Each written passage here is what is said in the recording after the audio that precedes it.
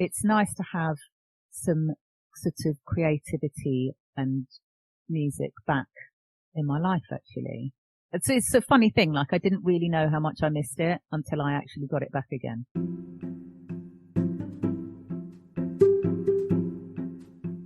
Hello, and welcome to Live Through That, the companion podcast to my book where I look at influential 90s musicians and where they are today. I'm Mike Hipple, and on this podcast, we'll dig deeper into a pivotal moment in the lives of some of the artists I feature in the book. You can get yourself a copy of the book now using the promo code PODCAST15 to get 15% off. You can find the link on the main page of my podcast. Today's guest is musician Miki Berenyi from one of my favorite bands from the 90s, Lush. When Lush broke up in 1996 after the death of drummer Chris Ackland, Miki took some time off away from the music industry to regroup and start a new career outside of music. In 2015, the remaining members of Lush, Emma Anderson, Phil King, and Miki, reformed with former Elastica drummer Justin Welch for an EP and a tour. The reunion was short-lived, but Justin was excited to pursue new musical avenues with Miki and Mick Conroy from Modern English, who had joined Lush on some of the reunion tour dates. Along with Miki's partner Moose, the quartet formed Piroshka, who released their debut record in 2019. Miki tells the story of the Lush reunion, their subsequent second breakup, and how Piroshka came into being. I'll let Miki take it from here.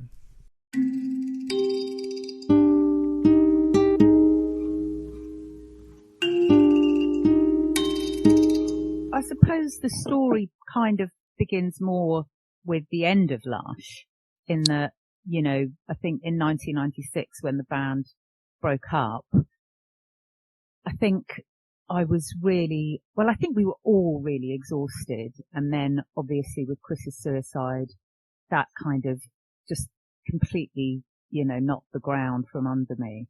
And, but, you know, even outside of that, I think I think Lush was just such a sort of big part of our lives. I mean, it came first before absolutely everything. And I think I was just on the brink of turning 30 and it was just all a bit much anyway, even without Chris's death. So the sort of subsequent 20 years, I just, you know, built a new life. I got a job, you know, and I had children and me and Moose were together, and I actually really enjoyed being kind of liberated from what had become a real treadmill and quite a lot of baggage to carry with the band and just the pressures of it and the infighting and the expectations of being, you know, inverted commas, Miki from Lush. So I actually was really enjoying being a normal person, you know, with a normal life and a, you know, a less precarious career actually, working at magazines. I became a sub-editor.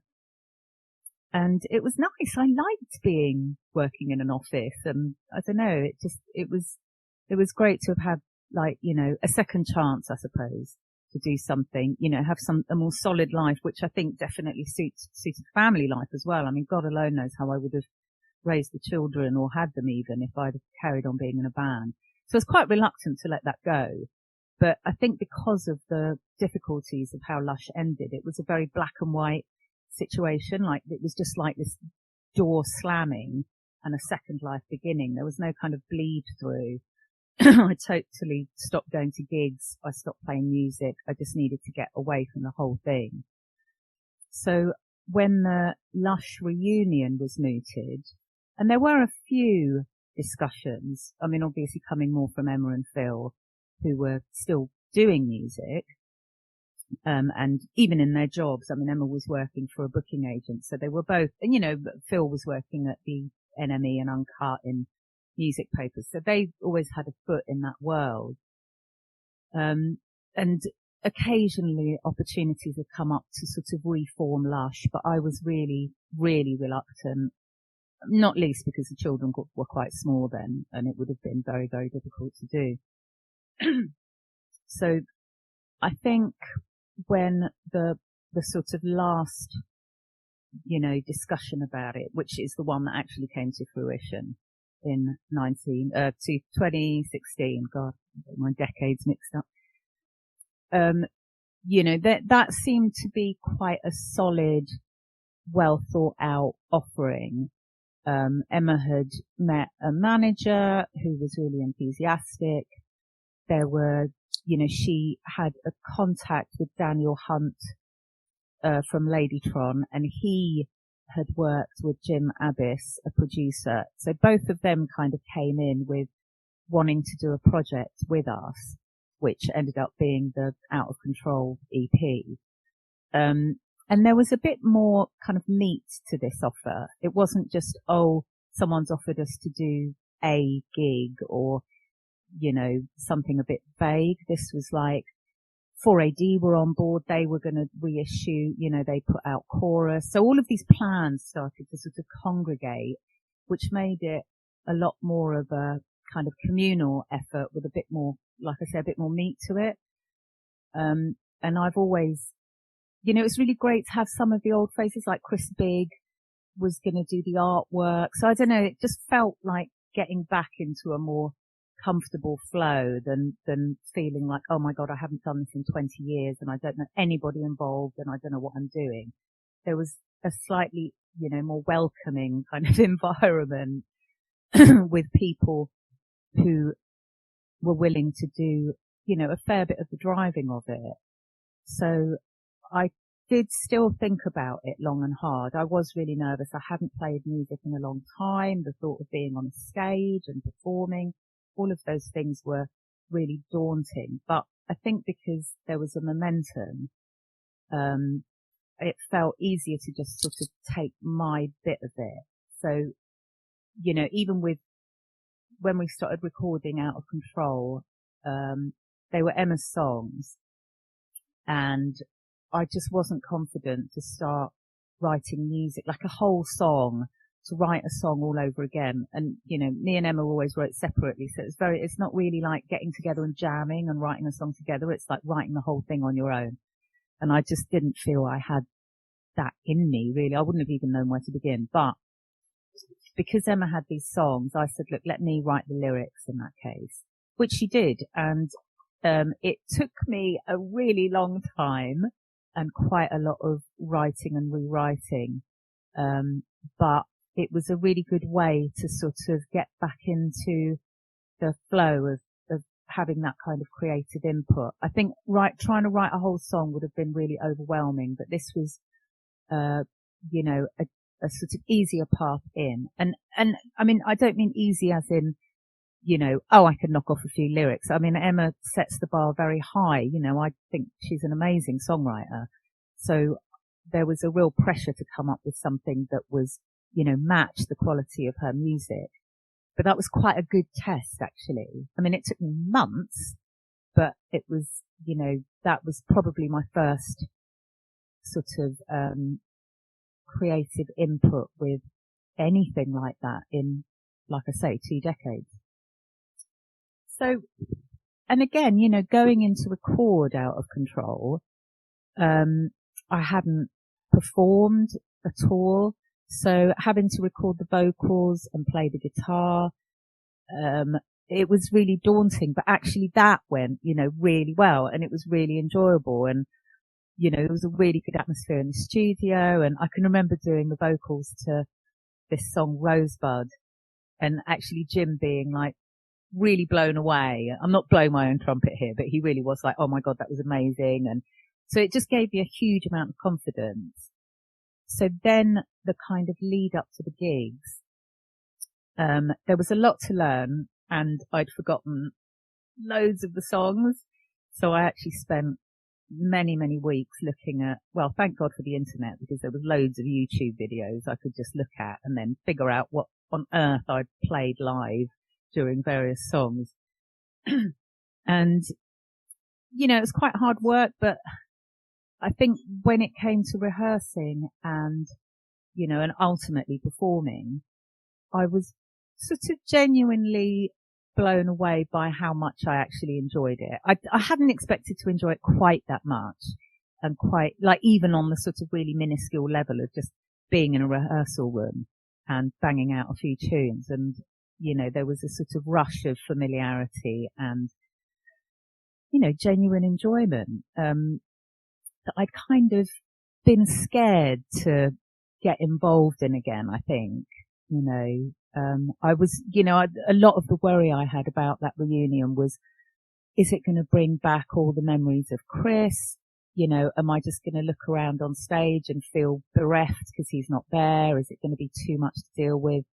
You know, I mean, I worried even about, in general, things like the legacy of the band. You know, Lush were quite well loved and celebrated for the music they'd done. I didn't want to spoil that. And there is something slightly cynical about a reunion. You know, people do sneer a bit and go, oh, okay, you're cashing in now.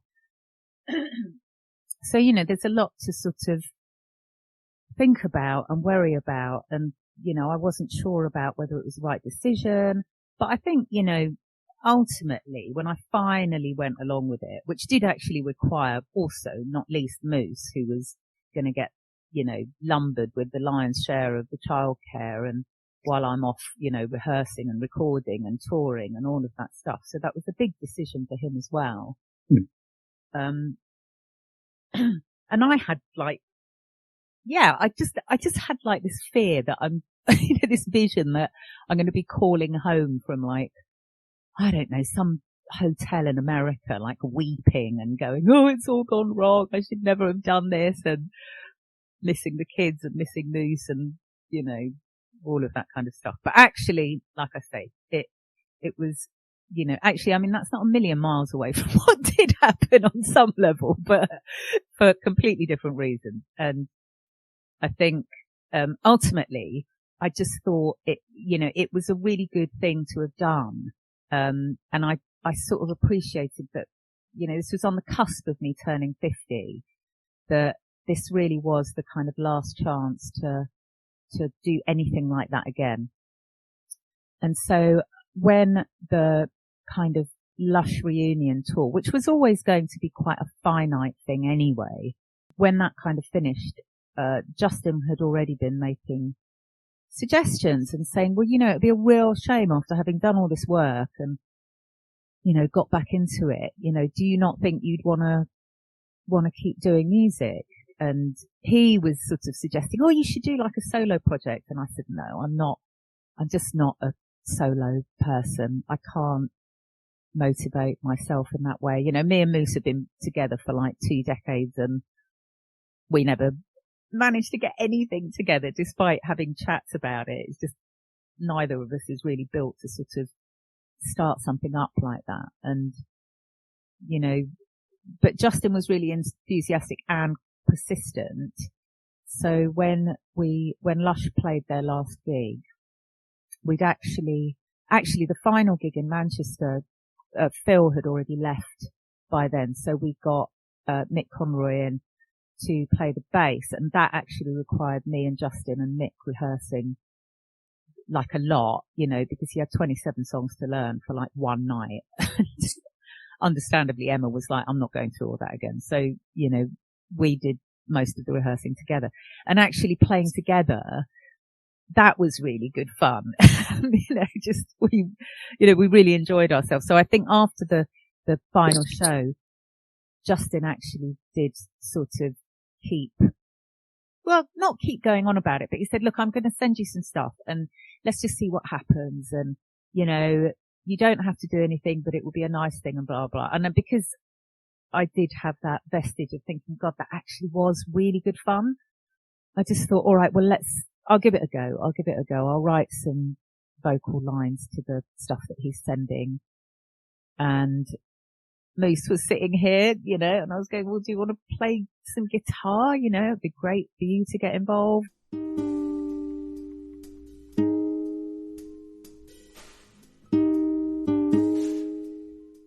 And I was really happy to get on board. That's KJ Moose McKillop, Mickey's partner and Piroshka bandmate. I think I kind of came in thinking that I would be something of a kind of not a lesser partner, but maybe just helping out a little bit. But once it was up and running, it was such fun. I mean, really, you know, we had such a good time from the very start, from the first get together for rehearsals when we just had, you know, half a dozen ideas that we demoed, We instantly got a really good vibe from sort of doing the music together. That kind of early period of sort of working together, you know, we were very quiet about it. Like, we didn't make any sort of announcement that, you know, we were going to be working together, and we just decided to start recording self-funded and with not really any clue as to where it would end up or whether it would even get released.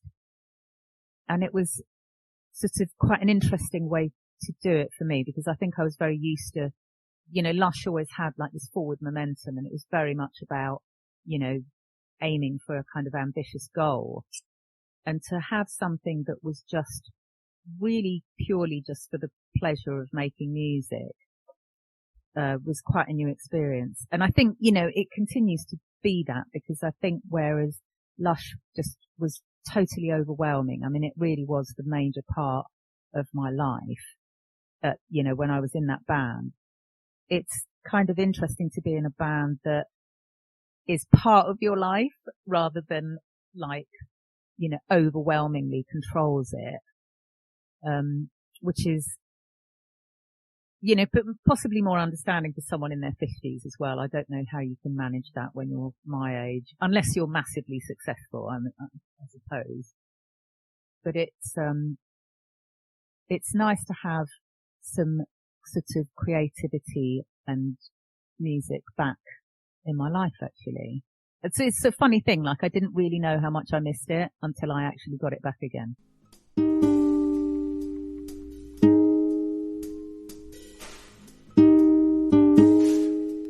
Many thanks to Miki for sharing her story. She's currently working on writing her memoir, hopefully for release in the coming year. And before we let Miki go, here are a few of her favorite things she's currently listening to, reading, and watching. Okay, so the first thing I'm going to pick is a book. It's Viv Albertine's autobiography. Close, close, close. Music, music, music. Boys, boys, boys. And it sort of relates to this story because it was reading that book that sort of actually was instrumental in tilting me towards going back into music, because there's a whole sort of section where she starts playing again and does, I think she goes to like an open mic night, and it's sort of quite interesting because no one knows who she is, and it's full of kind of blokes, and it actually sounds incredibly intimidating. And I thought I sort of really admired her balls, actually, to just go into that environment and find a way back into the thing that she had once done. And I think she sort of hinted at that this whole idea of like this was going to be the year of saying yes, like she was just going to do stuff and not overthink it. And I very much adopted that. I think it's a great book to read if you're, you know, looking for inspiration in how to overcome your fears and just go for it without being really glib and crap, if you know what I mean. It's really good. And I think what I also quite love about it is that it does give you, it's quite a unique voice. I've read and seen so many kind of documentaries and accounts of the time that, you know, of punk rock. And it's really refreshing actually to read a different view, you know, rather than, I don't know, I suppose there's a consensus over, you know, Malcolm McLaren was a tosser and, you know, Sid Vicious was a thug and blah, blah, blah. And everybody sort of discusses these people and these times in a certain way. And actually her view is completely different. Like she's got these really quite sweet and lovely little anecdotes about Sid Vicious and how, you know, you get a completely different side to his personality, and even how he met Nancy Spungen and her sort of, you know, you do feel quite in the room when you read it, and it's just really interesting to get a different angle on all of these people because, you know, she doesn't go along with the consensus. She's actually got a very unique take on all of those things, including like playing music and being a girl in a band. She's really honest, so it's a great book to read for a different view. of something that may seem incredibly familiar. I'm going to pick the art of Vaughan Oliver and Chris Bigg and the whole D23 teamwork of, you know, the two of them were basically behind D23, which was the art section of 4AD Records. And it's worth checking out all of their art stuff because it's, I think, really influential and, you know, kind of, I don't know, it's interesting to watch a kind of like, you know, evolution of an art form that is so massively linked to music and a label. And you know, Chris Bigg has worked with Piroshka. Well, he's done all the Piroshka stuff actually. And Vaughan obviously did loads of Lush stuff. And it's interesting that I certainly used their sleeves as inspiration for, or actually all the titles I think I came up with. Like Scar, it was after I saw Vaughan's sleeve, which had those kind of scratches down, and Split as well. It was because he used this photography and there was a split background of red and yellow. And although, you know, those sort of titles would have an echo in the music that had been recorded for them, I think it's interesting that the sleeves themselves were the things that kind of confirmed the title choice. And it's the same with Piroshka, like Brickbat came after seeing Chris's sleeve, which has these sort of red blocks on it, and Love Drips and Gathers as well. There's a sort of, you know, the sleeve, there's something about blood pooling in drops that I thought kind of, it fit with that title, which I then went looking for in poems and found. So I think, I think their art is really inspirational creatively. So number 3 is, I'm sort of using my starting point as a band called Pictish Trail, who we played with in Edinburgh, I think a couple of years ago. And I'm quite lazy with new music. I hate to say it, but Moose is the one who usually brings new music into the house. I kind of, you know, I tend to really enjoy bands, but I have to have them kind of waved under my nose. So playing with this band, they were so amazing and I was genuinely blown away. And then I really, like, they run they're such a weird bunch. I mean, weird bunch sounds awful, but they actually live on this island called Egg, which is off the north of Scotland. And they have this whole little community, and they've got a label called Lost Map with all different artists on. And they had a night where they had like various artists performing, in London, which we went to, and they were just brilliant. And I really love the idea, you know, in these difficult times of everybody's quite spread out, it's quite difficult for new bands to break through. You know, the internet has many great things about it, but it is quite sort of scattergun, and I think it is hard for bands to, you know, make an impression.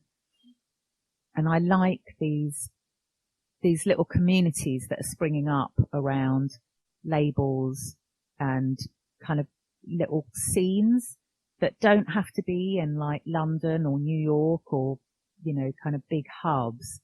I think the island of Egg is about as far away from a hub as you could possibly get.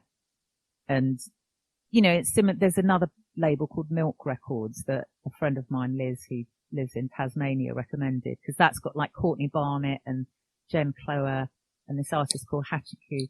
And I don't know, I'm sort of, it gives me some hope because there's so much talk about, oh, you know, bands are over.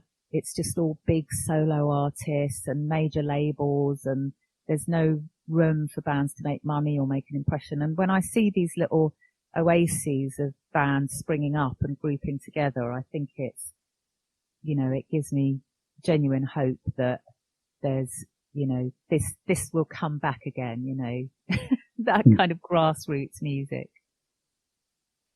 Number 4, I am being really nepotistic now because I'm going to pick Moose.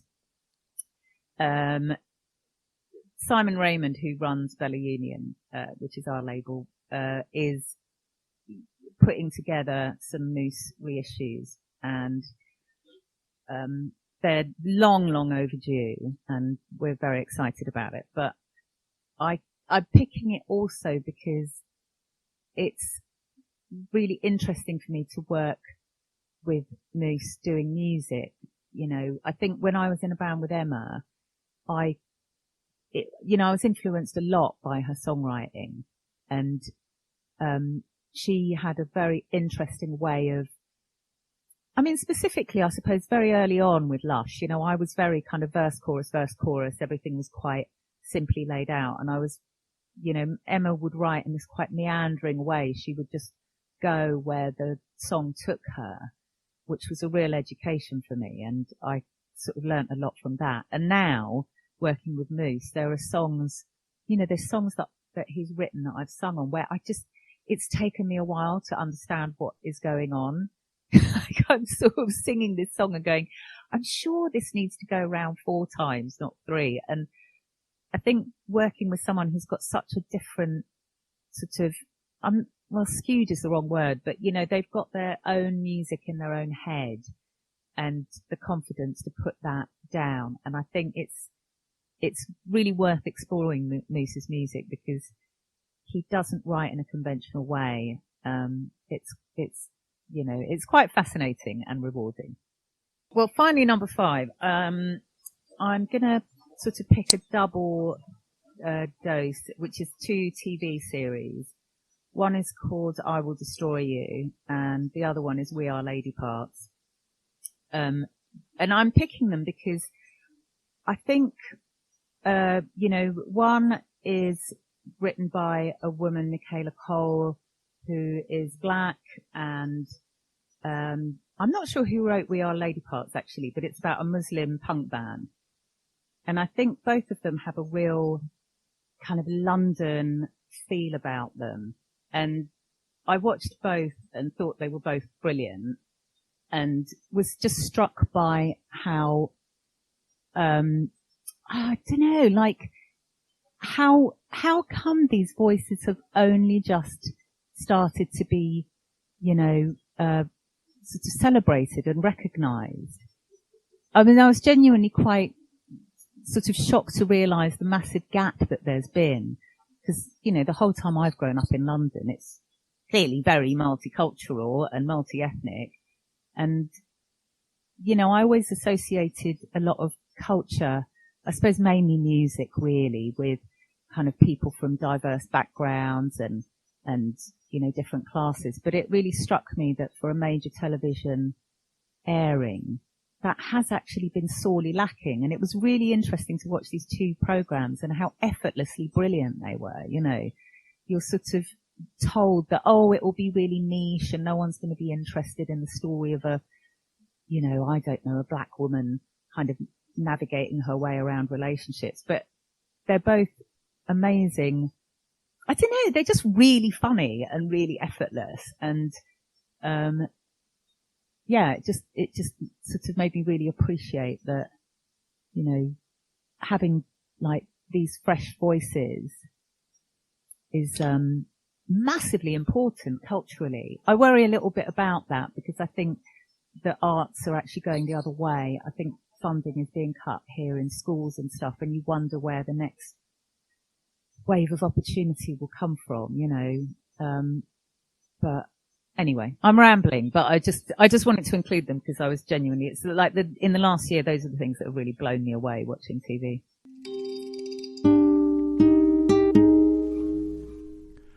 That's all for today's episode. Please be sure to also check out my book, Live Through That, available everywhere now for more stories and photos. And remember, you can get 15% off using the promo code PODCAST15 by ordering at the link on the podcast page. You can also find that link in the profile on my Twitter account at Mike Hipple Photo or my Instagram account at Mike Hipple.